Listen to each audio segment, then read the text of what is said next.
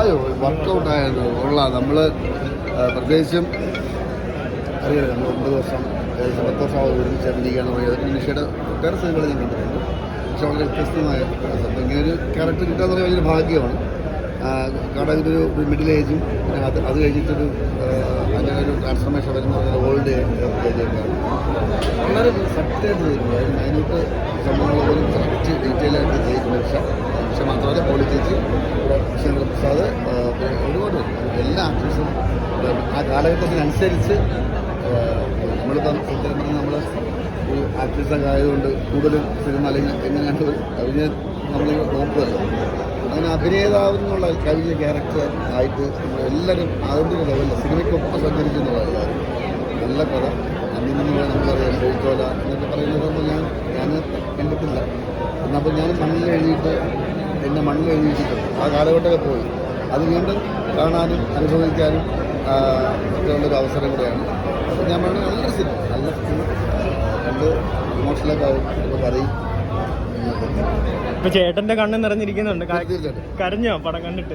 അല്ല, കരഞ്ഞെന്ന് ചോദിച്ചാൽ നമ്മൾ കരയാൻ വേണ്ടി കരയില്ലല്ലോ, സന്തോഷത്തും കൊണ്ട് സന്തോഷമല്ല. അത് അങ്ങനെ നമ്മൾ അത് ചെല്ലുമ്പോൾ അങ്ങനെ കരയും. പൊതുവേ ചെറിയ ഇമോഷണൽ അങ്ങനെ ഞാൻ കരയും.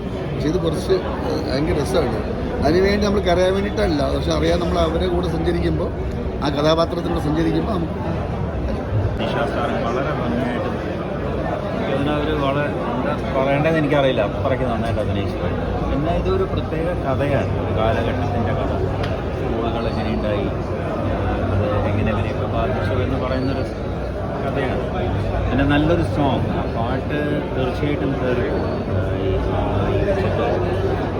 എനിക്ക് തോന്നുന്നു ഇങ്ങനൊരു പാട്ട് മലയാളത്തിലുണ്ടോയെന്ന് എനിക്കറിയില്ല, വേറെ ഭാഷയിലൊക്കെ. അതിലൂടെ ഈ സിനിമയുടെ പ്രൊഡ്യൂസർ കൂടിയാണോ? അതെ അതെ. അപ്പോൾ എന്തുകൊണ്ടാണ് ഇത് ഇങ്ങനെ ഒരു സ്റ്റോറി?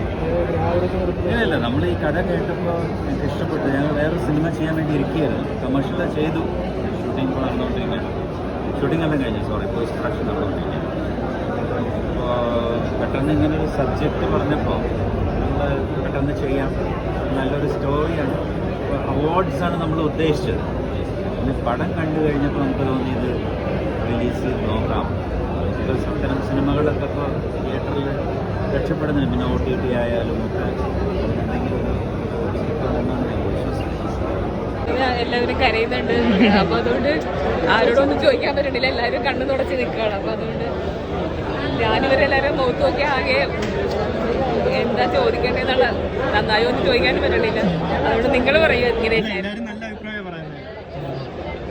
അപ്പോൾ നിങ്ങളുടെ അതായത് പ്രേക്ഷകരുടെ അഭിപ്രായമാണ് എനിക്കറിയേണ്ടത്, അത് എൻ്റെ അഭിപ്രായമല്ലല്ലോ. ഞാനിപ്പോൾ അഭിനയിച്ചു, ഇതിനകത്ത് ഒരു കഥാപാത്രം ചെയ്തു എന്നല്ലാതെ ഇതെങ്ങനെയുണ്ടെന്ന് പറയുന്നത് പ്രേക്ഷകരാണ്. എനിക്ക് ഒരുപാട് ഇഷ്ടപ്പെട്ടു. കാരണം ഇഷ്ടപ്പെട്ടെന്ന് മാത്രമല്ല, കുറേ കാലം കൂടിയാണ് ഒരു സിനിമ കണ്ടിട്ട് ഇങ്ങനെ കരഞ്ഞു പോകണം. നമ്മളങ്ങനെ എല്ലാവരും കാണുന്ന ആൾക്കാരൊക്കെ അതിലേക്ക് അങ്ങ് പോവുകയാണ്. അപ്പോൾ അതൊരു വലിയ സന്തോഷമാണ്.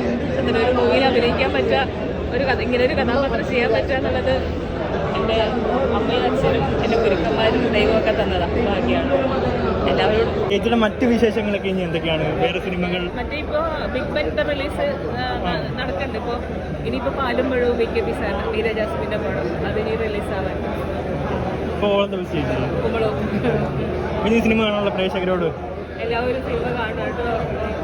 അതെനിക്ക് പറയാനുള്ളത്, ഒരു കുഞ്ഞു പടമാണ്, പക്ഷേ അത് നിങ്ങൾക്ക് ഉറപ്പായി ഇഷ്ടപ്പെടും എന്നുള്ളത് എനിക്ക് 100% വിശ്വാസം. നിങ്ങൾക്ക് ഇഷ്ടപ്പെടും.